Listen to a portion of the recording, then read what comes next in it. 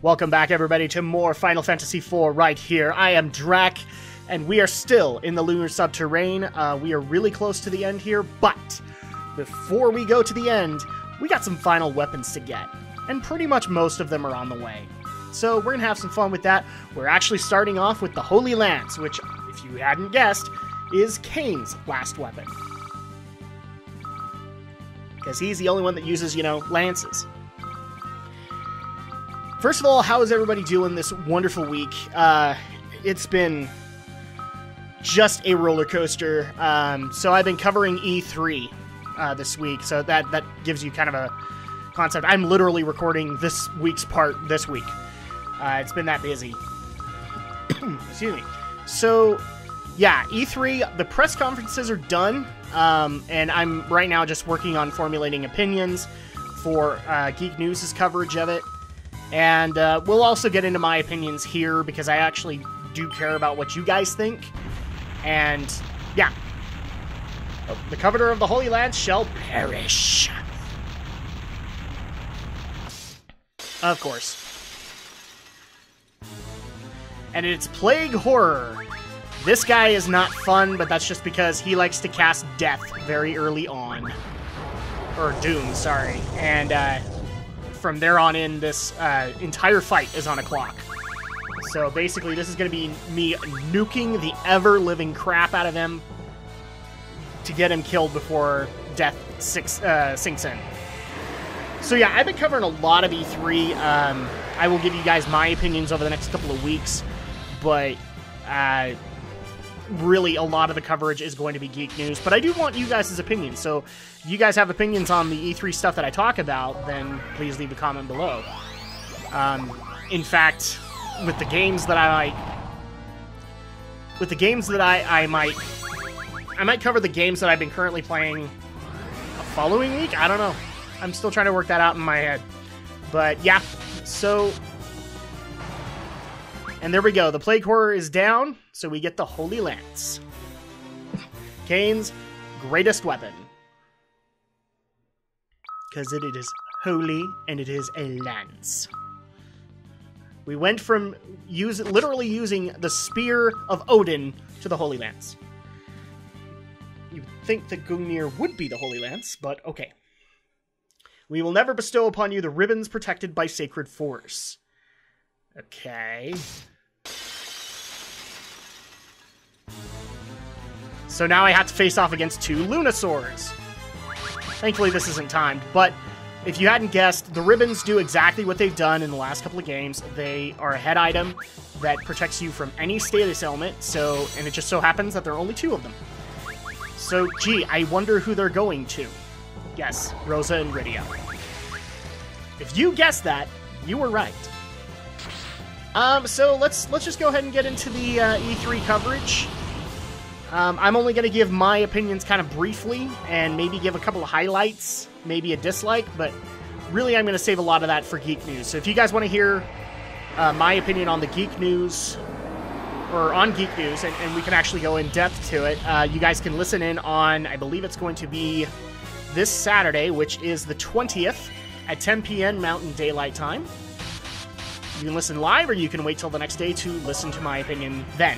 And I will have 3 other panelists. We will actually go into all of our opinions on E3 and whether or not it was successful. And overall, I will say, E3 has been fairly successful. It has done what I've wanted for the most part. There are, like I said, it's been a roller coaster, because some conferences have been good and some have been painful. So let's start off from the beginning, from the first of the press conferences. We had Bethesda. And here's the thing. I am not really a Bethesda fan. Not that I've been burned by them or anything like that. It's just the games that they present, I'm not really interested in. I'm not an Elder Scrolls fan, and I'm not a Fallout fan. So at that point, it's really hard for me to be interested in anything Bethesda. With that said, they came out first with Doom, and I'm excited about that. That's probably been the first Doom game I've been actually excited about. So I will probably pick that up just as a guilty pleasure. Let's see, another game that I cared about. Dishonored 2 kind of had me. I haven't played Dishonored, but what I saw in the trailer, I mean, it actually kind of made me want to play Dishonored. So, and they have a definitive edition, so I guess I'll play it there. Yeah, I know I gave crap to the remakes and the definitives, but I'm looking for stuff to play on my PS4, so, and I haven't played Dishonored before, so I can wait. I can wait for that one, but not off the hook, as far as I'm concerned. I still don't want a lot of remakes, and thankfully I didn't get a lot. So I was kind of happy about that. Elder Scrolls Online really didn't care. I don't play Elder Scrolls, and I was going to get into the beta for Elder Scrolls Online, and then I heard about everybody just ragging on it, so I said, nope, I'm not even touching it. But I did laugh at Elder Scrolls Legends, because I mean, the first thing that came to my mind, and I was watching my Twitter, everybody had the same thought. Oh, look! Bethesda wants the Blizzard money. They want the Hearthstone money. And so I was just giggling because that's what it was. It was Elder Scrolls meets Hearthstone. And they weren't the only one guilty of this! EA also did a Hearthstone ripoff, and we'll get into that in a second. Now, people might have noticed the change of venue, so we are now in the moon's core. This is where Zemus actually is. But we still have a couple of floors, so don't worry, we're gonna continue with the E3 coverage. But before we do that, we gotta go and grab Masamune. None from the blue planet shall ever bear the cursed sword, Masamune.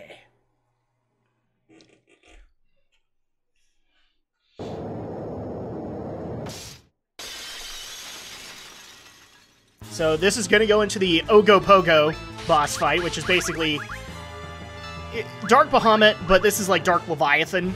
So it's going to be him like using his bigger abilities more. So yeah, back to Bethesda. I laughed at the whole Hearthstone thing. It made me laugh a little bit. And then Todd Howard, when he was up actually getting ready to show off Fallout 4, he actually made another nudge, like a little jab at Blizzard. It's like, you guys want to be Blizzard right now, don't you? Don't you? Because of, you know, the solid string of success that I have right now. But into Fallout 4, again, it's really hard for me to get into those games. They always seem way too big for me. And games that don't necessarily end aren't usually my cup of tea. I like to have an ending, but, you know, DLC exists these days. So I have actually been convinced by a friend of mine who's a diehard Fallout fan to pick up Fallout 4. I'm not going to pick up anything before that. So, because I've heard that Bethesda games, you don't have to play the string to get them. You know, people can walk into Skyrim and have never played Oblivion. And I'm okay with that. So I'm gonna test that out. If I can walk into Fallout and not be totally lost, I'm fine. And it doesn't really look like I'm going to be too lost. The only thing that doesn't look good to me is post-apocalypse all over the place. I'm not excited about that. But overall, Bethesda's conference, I'm not going to rag on. Because if you're a Bethesda fan, you were satisfied from minute one. You got pretty much everything you wanted out of it. It was a thrill ride start to finish. As a non-Bethesda fan, I could feel the adrenaline in that arena. So, yeah, they did well. I will actually give them credit.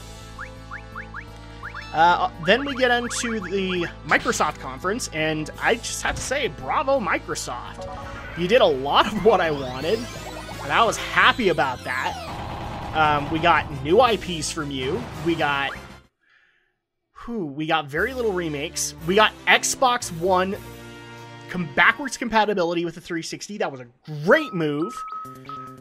Considering your previous endeavors, I actually really appreciated that. Did it make me like a hardcore Xbox fan? Absolutely not, but it's, you know, I'm not going to be dreading owning an Xbox One now. And you've done something that I wanted Sony to do, but they wouldn't. You've done something that I've wanted Nintendo to do, but they won't. So, good on you, Microsoft. Let's see, let's go into the games here, but I don't want to talk too much about them. Halo 5 Guardians, not really all that interested. I've tried getting into Halo, and I can't do it. Mainly because it's FPS, and I can't play those for too long. Recore, however, caught my eye. So this is a new IP from Keiji Inafune and the makers of Metroid Prime. And people were confused by that. So does that mean it's Retro Studios? No. These are people who used to work for Retro that don't anymore, because Retro is now pretty much solidly Nintendo. It's a second-party developer. I would actually say in name only, it might as well be first-party. So, Recore is a new IP. We really didn't see a whole lot of it, but I was intrigued enough that I want to know more, and I think that's what they were trying to do with this teaser.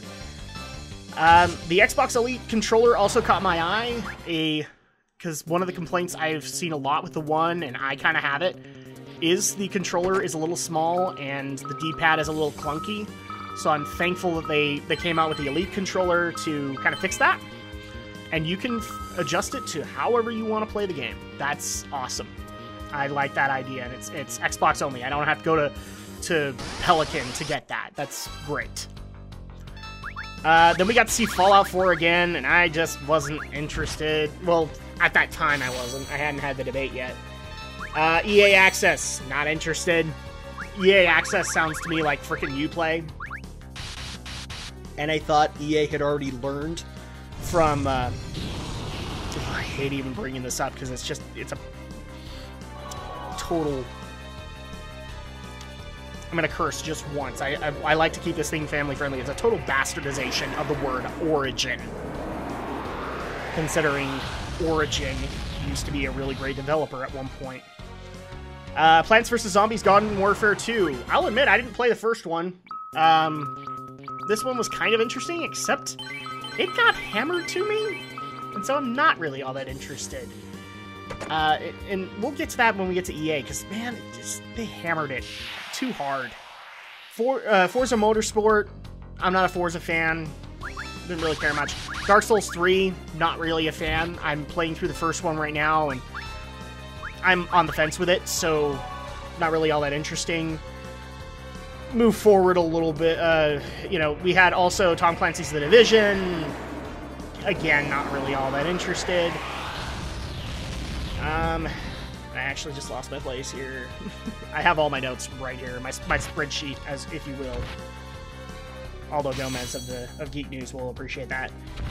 Gigantic, which is a free-to-play game that's completely animated. I actually liked the idea, but I was not sold on it. So I at least want to know more.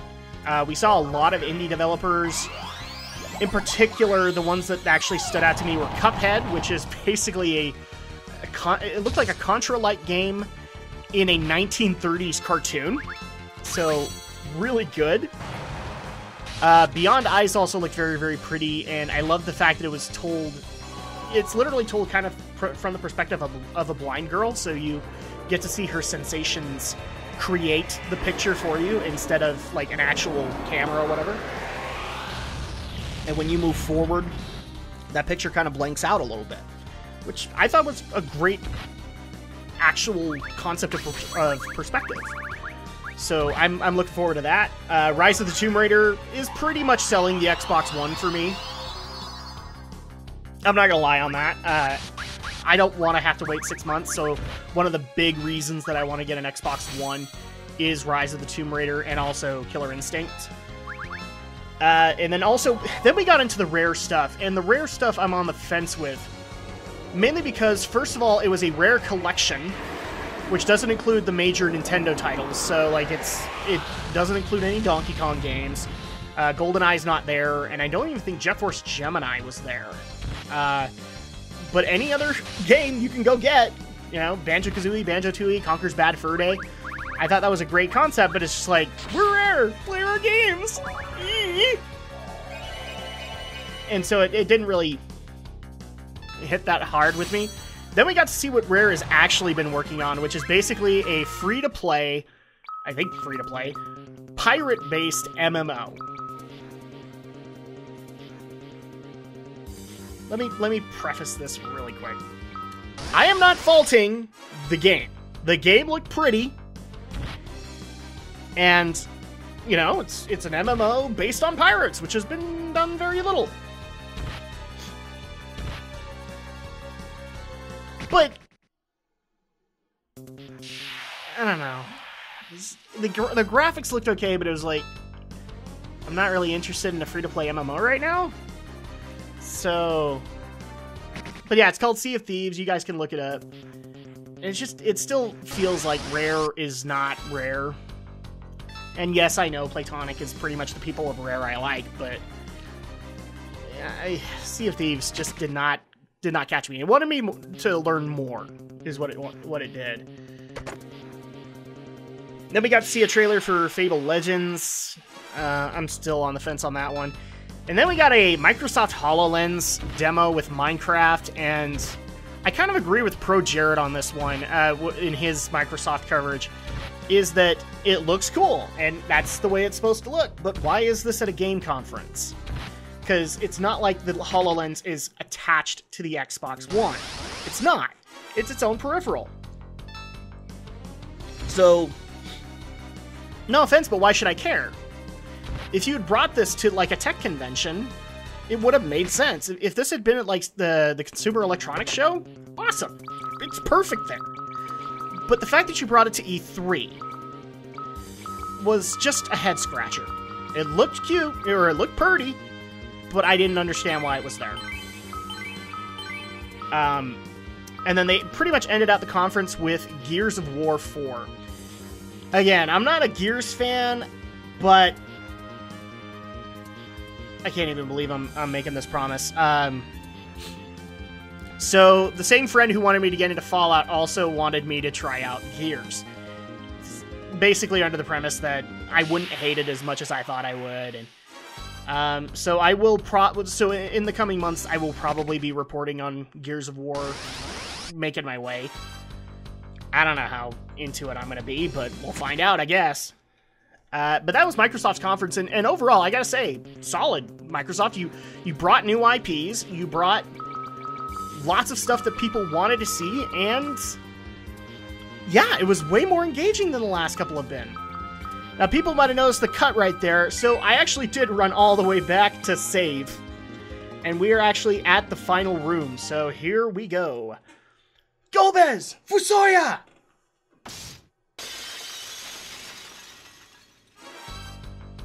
So we get to watch them fight. And wow, they are accomplished spellcasters. Wait, we already knew that about Fusoya. So...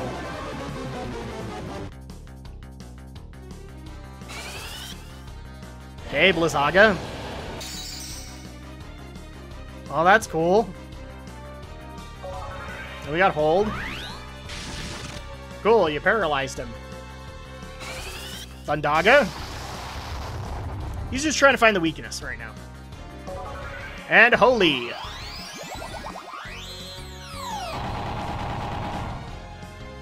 I did a little better. Cast Meteor now! Ready! Die trying. And it's Twin Meteor!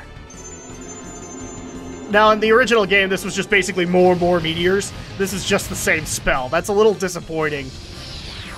But I'll take it. Still looks pretty cool.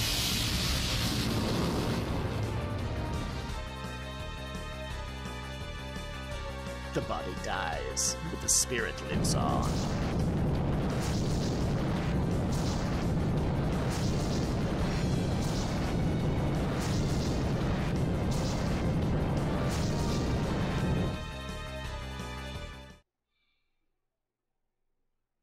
But we did it, guys. We did it. Well, they did it, not us. We did it. You have much strength. It is a shame Zemus had control of your powers.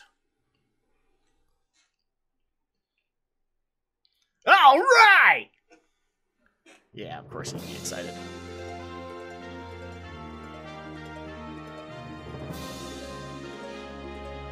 All of you have come. Yeah? Ugh! Just a second too late. I was supposed to finish him. Well, go finish him. Cecil. I'm not talking to you right now. This has always been kind of a dumb concept. Cecil. Why is your body moving? Ah, crap. Turn around, guys. Turn around.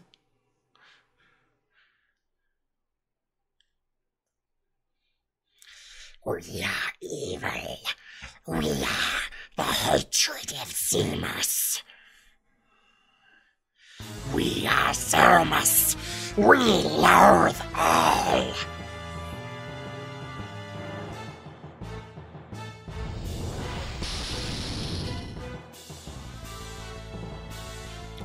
His death has caused his hatred and resentment to grow. So Rita Repulsa came in, right? We've only served to intensify his evil. Zemus. No. Now you're Zemus. Good point to point that out. This time I will see to it that you are completely destroyed.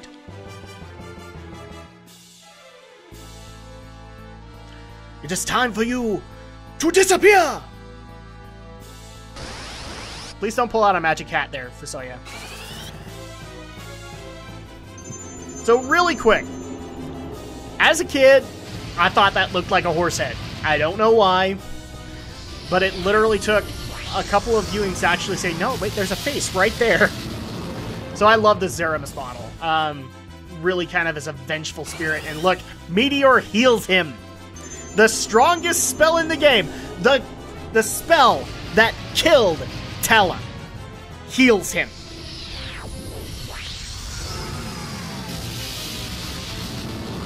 That tells you how crappy a situation you are in. Meteor has no effect! Use the crystal! You brought a crystal with you. Alright. You chose this dark path. The crystal cannot cleanse your sins. You are bound by darkness forever. Die!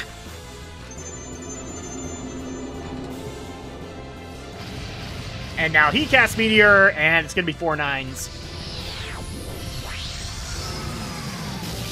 I don't think you're gonna survive, guys. I really don't. Nope. You're done. Party has fallen. Ah, crap, we lost. Suffer! Die! Our hatred will continue until all is destroyed. It is your turn. Come, join us in hell. That voice kind of hurts. Elder. Cecil and the others are in danger, man. So I see. Now is the time to pray for them. Pray for them and this planet. Palom, Horum, we must pray hard to send our prayers to Cecil. This is a cool moment. I love it. Cecil. Please, take my strength. I'm gonna kill the whole lot of you if you don't come back safe.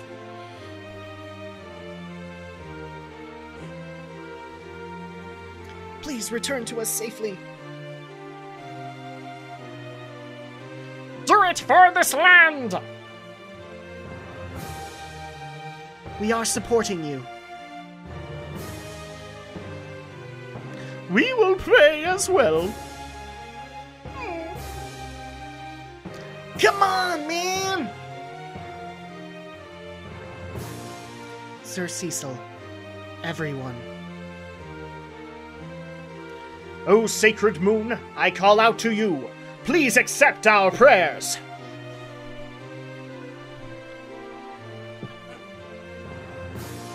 Oh, Cecil woke up! Yay! Golbez.